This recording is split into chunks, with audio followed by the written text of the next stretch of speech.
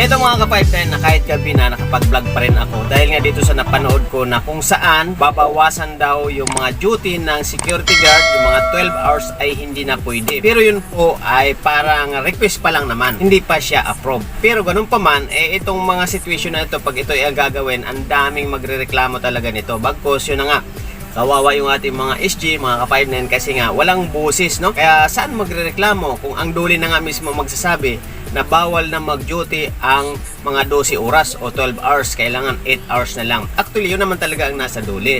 Pero marami kasing mga security ngayon na talagang ang gusto ng karamihan is 12 hours dahil nga sa napakaliit ng sweldo, pag ikaw ay 8 oras lang na kung saan Monday to Friday pa yung iba. Bibihira yung Sabado-Linggo, lalo na mga nasa bangko. Halos Monday to Friday lang. Kaya nga talagang kawawa dahil maliit ang sweldo kung halimbawa talagang 8 hours lang ang duty. Kaya ito, medyo kahit man ako hindi na natutuwa dito sa ganitong situation kung sakali man ma-approve itong talagang 8 oras na lang ang duty ng security guard. Alam niyo po mga kaibigan, mga kababayan, para po sa mga official natin, para sa PNP Susya or sa Duli, ang mga security guard po ang gustong mag-duty ng 12 oras or mas higit pa nga dahil nga ang hinahabol po namin or ano mga security is malaki ang sweldo or lumaki ang sahod.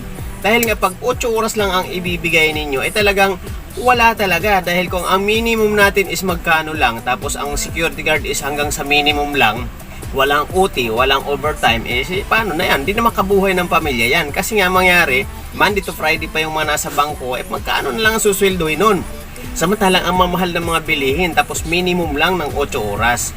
So marami pong magre-react dito ng mga security pagdating dito sa situation na ito. Bagkos ako na nga hindi talaga natutuwa pag ganito ang gagawin. Although yan ay minimum talaga dahil 8 oras lang naman. Pero karamihan po kasi is mas maraming naka-duty ng 12 oras din. Yun po ang gustong-gusto ng iba. Bagkos sa mga bangko mayroon din namang 12 oras, lalo na yun sa mga panggabi, no? At yun na nga, nagiging OT yan, yung sobra sa 8 oras. So kaya gustong-gusto ng mga security yan na higit sa 8 oras yung duty. Kaya ang gagawin pa nila ngayon, gagawing 8 oras, wala na. Paano pa yan, di ba? Panoorin natin yung video, no? Pakinggan muna natin yung video na ito at siyempre mag-react tayo pagkatapos ng video na ito. So ito yung video na ito. Pang shifting ng mga guards natin, ang nagde-decide din po ba yan 12 hours? Galing din po ba yan sa SOSYA? Yan po ay doli na po ang mga regarding sa pag-duty. Kayo po ba yung magsasuggest, makikipag-usap sa DOLE kung kinakailangan na nabawasan ng kaunti yung shift ng mga guards for their mental health also? Kasi baka talagang yung ganung haba ng oras ng trabaho is also affecting their mental health.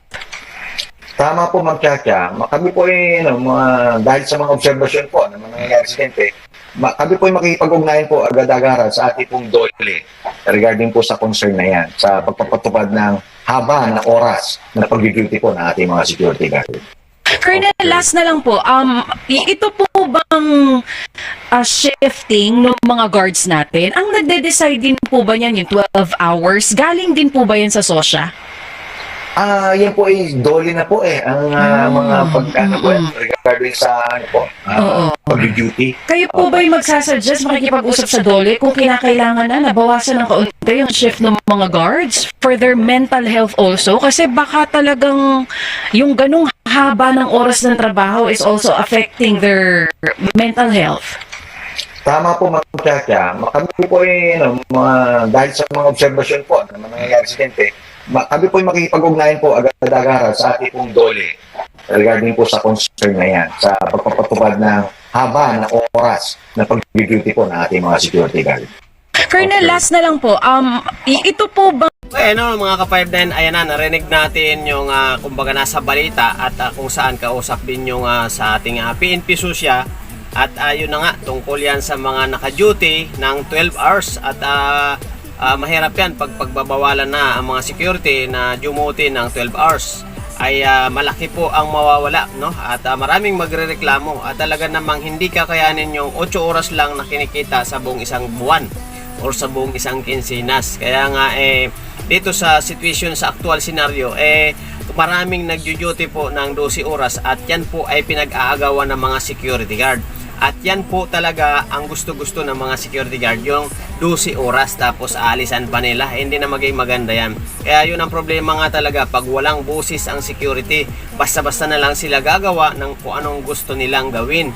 So kawawa naman yung mga security na kung saan nagtatrabaho ng maayos, kumbaga naglilingkod ng maayos sa ating bayan, nagserbisyo ng maayos sa ating kumpanya, mga kumpanya, no, na kung saan kulang-kulang naman yung kinikita or kulang-kulang yung sweldo. Kasi nga, kumbaga, yung minimum napakaliit. Kaya nga siguro, pwede naman siguro nilang alisin yung 12 oras, no? Sakto lang ng 8 oras, pero lakyan nila yung minimum ng security, above minimum.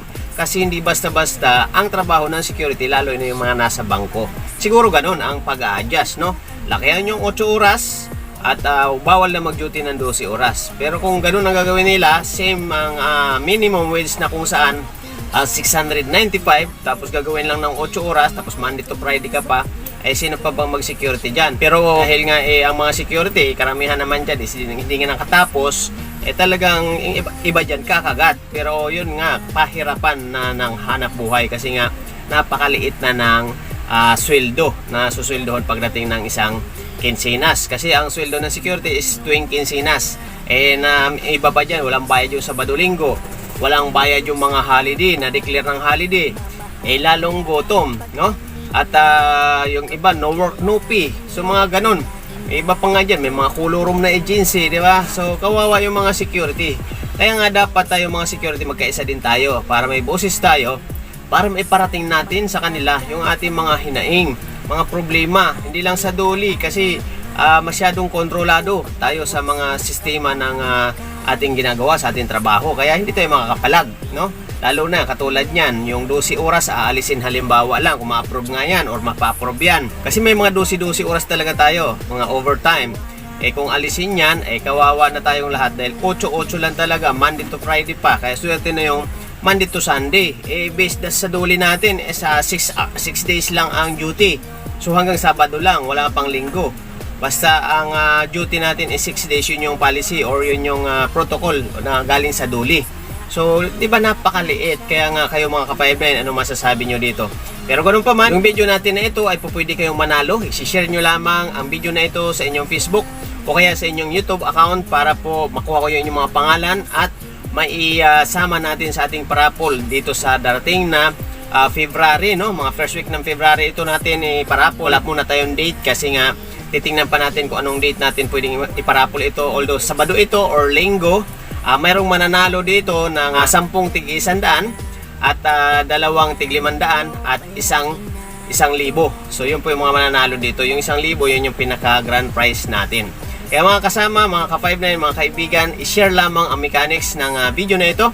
At yun nga, kukuhain ko yung mga pangalan sa mga nag-share at may pag-asa na kayong manalo sa gagawin nating raffle sa itong February, no? 2026. Wala pang date, okay? So ayan, paki-share lang po mga ka-5-9, mga kaibigan. So kayo po, ano masasabi nyo dito sa napakinggan nating balita na kung saan halimbawa maaprobahan itong alisin na nga yung 12 oras na duty dahil nga daw sa kumbaga sa health ng mga security.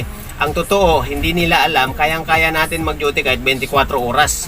Lalo't ang hinahabol natin yung mas magandang income. Tapos alisin pa nila yan, hindi na maganda yan.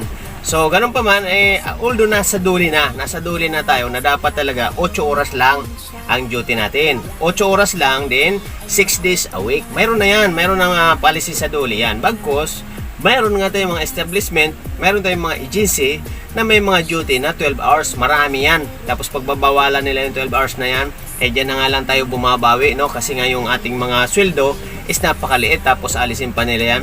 So kayo mga ka-5-9, ano masasabi nyo dito? Hindi ako natutuwa sa ang 12 hours alisin, gawin nilang 8 oras talaga.